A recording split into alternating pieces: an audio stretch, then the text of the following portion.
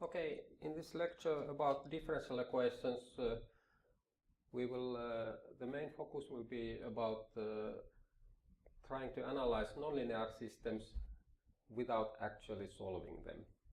So let's first look at some general principles about these differential systems. So first some historical remarks. So differential equations started already with Newton, and according to Arnold, Newton was so impressed by differential equations that he even devised an anagram, which means that the laws of nature are expressed by differential equations.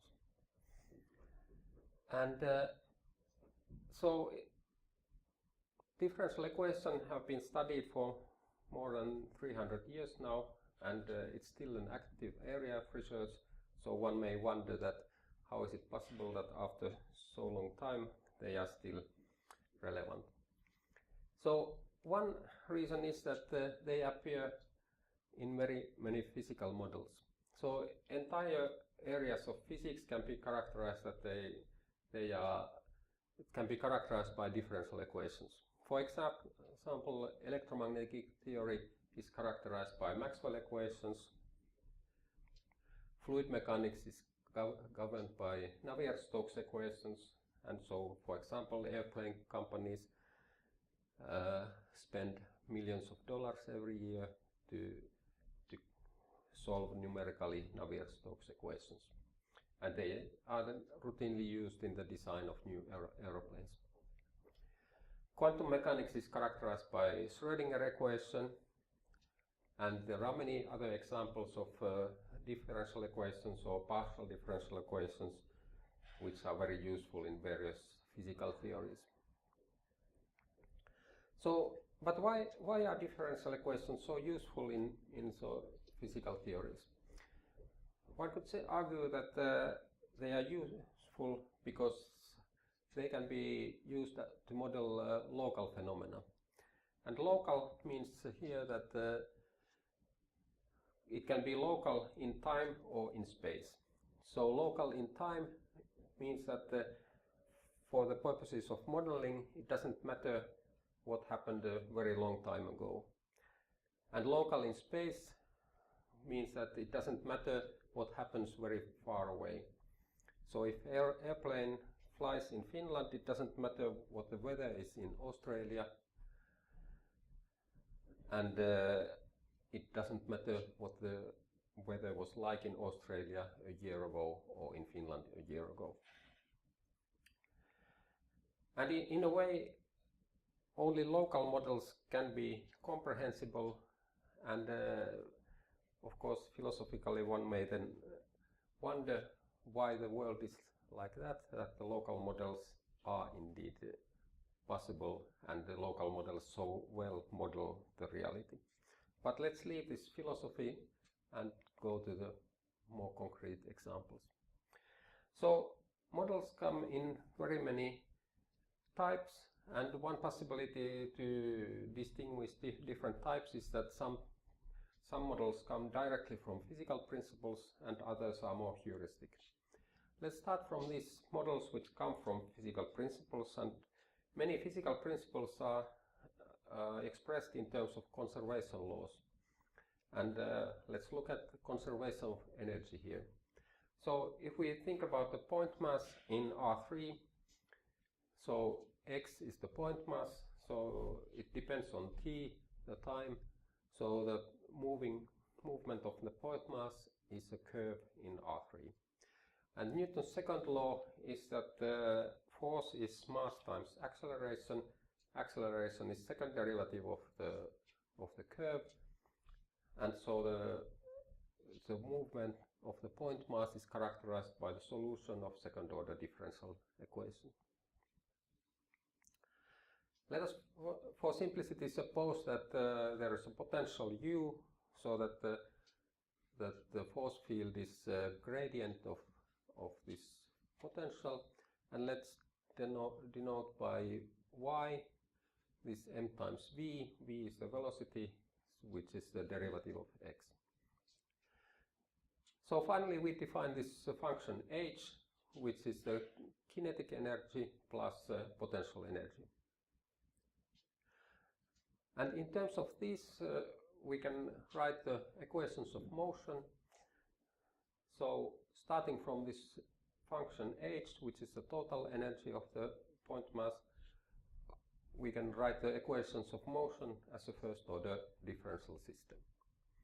So the first three equations are, we take gradient of h with respect to y, and second is minus gradient of h with respect to x. And one interesting point from this is that if we start directly from this function h, the total energy, then the concept of force is not needed, so that we can completely ignore what is the nature of the force. And now it's easy to see that if you have a solution to this system of equations of motion, then the energy is indeed conserved, that the time derivative of h along the solution is 0. And one particular example which appears in perhaps most equations, most books about differential equations, is the pendulum. And we take the variable x as theta, the angle, and y is now m times L theta prime, and L is the length of the cord, which is assumed massless, and m is the mass of the pendulum. Then if we take the force field from up to down as gravity force field, and then we get the h, which is given there. Writing now the equations of motion, we have this system, and if we eliminate the y, we get the second order equation for theta. So this is a nonlinear equation because there is a sign term, so that you can't get really explicit solutions to this one. But again, you see that starting from h, we didn't need a concept of force here, but of course classically, typically one derives this system by using the force explicitly. Another type of models can be said that they are heuristic or semi-heuristic. So let's look at this radioactive decay. So radioactive atoms, they decay randomly and they are independent of each other. So x here represents the mass or the total number of the radioactive atoms. So x is now really discrete, but it's so big that you can consider as a continuous quantity. So now this A can be said that it characterizes this average behavior of this decay process. So in this sense, this is kind of close to physical principles, but not really so close as before, because now this A is kind of average behavior of large number of independent random atoms. And another way to characterize this decay process is the concept of half-life, which is can be computed in terms of this constant A. And of course, vice versa, if you know the half-life, you can compute the A. Then one model which is, one could say it's fully heuristic, is kind of population model. So let's assume that we have a fish population. So now again x is a discrete variable, but we suppose that the population is so big that we can consider x as a continuous quantity.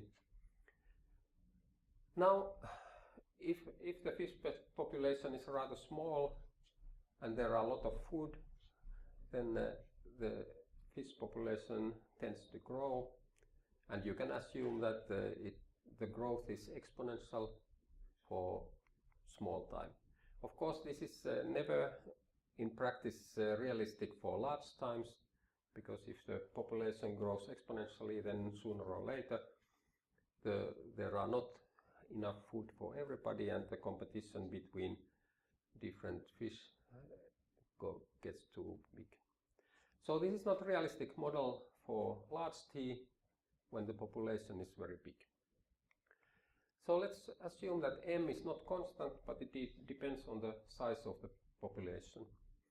So what kind of properties are reasonable for such an M? First of all, as we saw, that if x is small, then M should be positive. On the other hand, if x is very big, then competition is very high, and there is not enough food for everybody, so then M should be negative. On the other hand, the derivative of M, it's reasonable to assume that it's negative, because if the population gets bigger, then the competition increases, so the population can't grow so much. Now the simplest possibility to choose is the following function, and this is the simplest function which satisfies the three conditions that were there before, and this is a differential equation. X prime is ax minus bx squared, is sometimes known as logistic equation.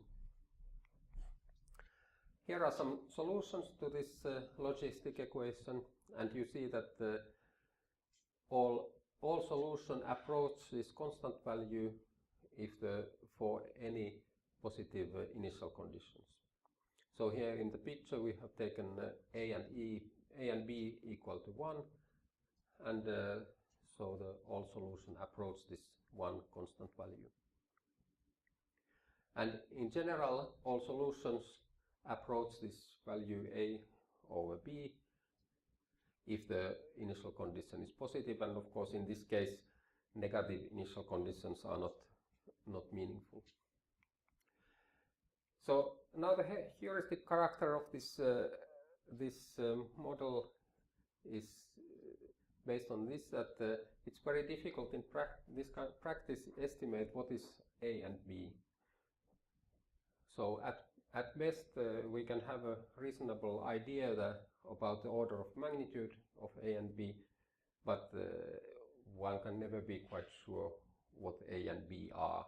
There is no physical principle which says that we should be able to characterize very accurately this kind of A and B.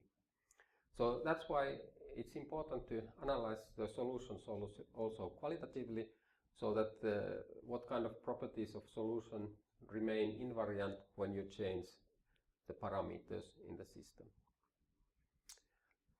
So let's modify this model a little bit and put some constant c in the equation, and we can say that c is the fishing quota, that you fish some amount of at each time instant. Now, because this f is a second order polynomial, you can compute easily the zeros of f, and now now you see that if c, this fishing, is too big, then there are no real zeros of f, and this means that f is always negative, so that the population decreases all the time and eventually becomes 0, so that in this case we can conclude that if c, the fishing, is too big, then the population decreases to 0 in finite time. Well, so let's assume that c is reasonable, so that the zeros are real, and then the solution looks like this. So that if initial condition is bigger than p minus, then all solution approach to this p plus. So in this case we can say that the amount of fishing is reasonable because then the fish population doesn't go to zero, but stays stable at some reasonable level. But if the initial condition is smaller than p minus, then all solution approach to zero, so that the fish population becomes extinct. So in this case, this fishing is too big, or the constant c is too big, and which leads to a political problem that what is the best value of c. So everybody who has followed the news knows that this is a continuous problem in political or EU politics, that what is the best value or correct value or reasonable value of fishing quotas, and when is the population of fish, for example cod, is it too big or too small, or what is the optimal value? But let's not go to these political problems, but instead start analyzing how to analyze these type of questions without actually solving these differential equations.